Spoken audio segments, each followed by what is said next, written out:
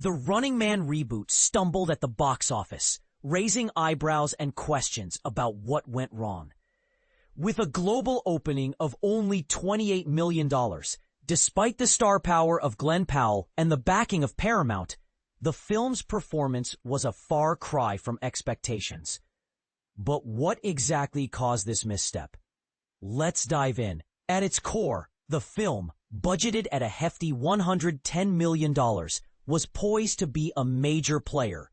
It featured Glen Powell, riding high on the success of hits like Top Gun Maverick, $1.49 billion globally, and Twisters, $372 million globally. The project also had the acclaimed Edgar Wright attached to direct. But the film was completely outshined by Lionsgate's surprise hit, Now You See Me, Now You Don't, which earned $21.3 million domestically and $75.5 million worldwide. One of the biggest factors behind the film's disappointing performance seems to be the internal turmoil at Paramount. Following a change in leadership, the new executives under David Ellison inherited the project. This transition period often leads to uncertainty, as new management may have different priorities or visions for the films they inherit. The film, greenlit under the previous regime, also faced setbacks in its marketing department. The departure of global distribution and marketing boss Mark Weinstock and the delayed arrival of his replacement, Josh Goldstein, created a period of limbo, with marketing staff unsure of their direction, hampering the final stages of the promotional campaign. But here's where it gets controversial. Some sources suggest that the new Paramount leadership wasn't particularly enthusiastic about Running Man itself. Goldstein, known for his marketing prowess, particularly with hits like Dune and The Batman, arrived just a month before the film's release, leaving little time to implement a full-fledged marketing strategy. The initial trailer's concept, focusing on Powell's character against the world, didn't seem to resonate with audiences.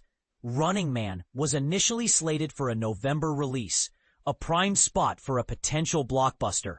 But the film's release date shifted multiple times. It finally landed on November 14th, a date typically reserved for James Bond films, which is an ideal pre-Thanksgiving period to grab IMAX screens, 2.9 million stateside, 4.2 million global for the weekend.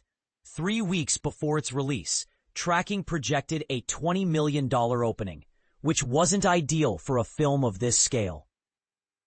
The film's marketing budget was reportedly cut, which can happen when audience projections aren't favorable. The film's reviews, though better than Now You See Me 3, 64% fresh to 59% rotten, didn't generate enough buzz. Running Man received the same cinema score of a B+. So, what gives? Now You See Me 3, with a PG-13 rating, made more than Running Man with its R rating. Powell's Twisters and Top Gun 2 were PG-13. Running Man didn't connect with a wider audience, especially compared to the Magician movie.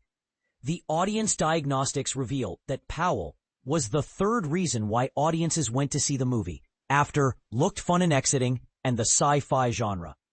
Despite the film's underperformance, sources close to the production emphasize that it shouldn't be seen as a reflection of Glen Powell's star power.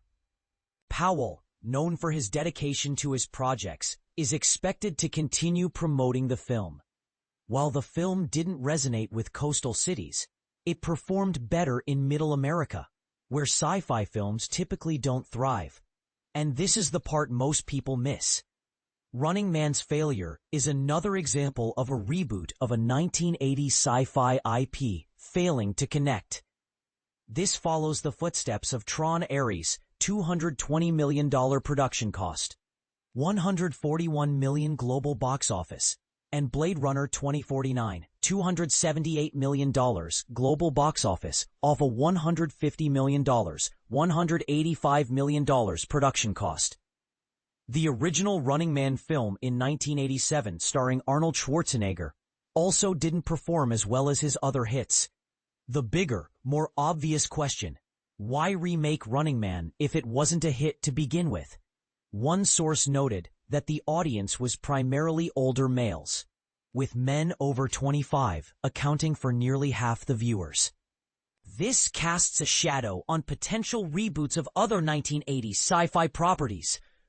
What are your thoughts? Do you think the marketing played a significant role in the film's failure? Share your opinions in the comments below.